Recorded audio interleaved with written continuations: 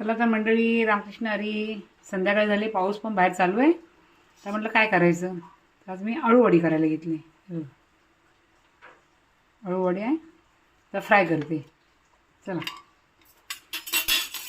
अळूवडी, भाकरी, मुगाची भाजी, संध्याकाळचं जेवण. अळूवडीला सुरुवात करते. चला तुम्हाला दाखवते. अशा तिखट तिखट अळूवड्या करायला घेतले. शेतातली पानं आहेत. हे एकाच पाण्याच्या केलं, एवढ्या झाल्या, बस झाल्या.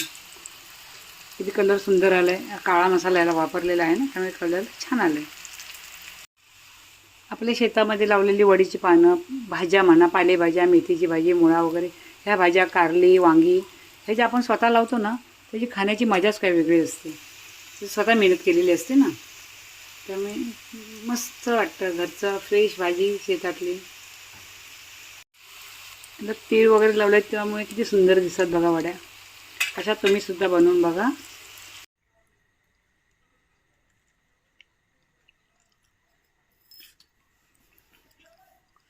आयुष्यात जी व्यक्ती आपल्याला समजावून सांगते आणि समजून घेते, तीच व्यक्ती आपली हक्काची आणि जवळची असते.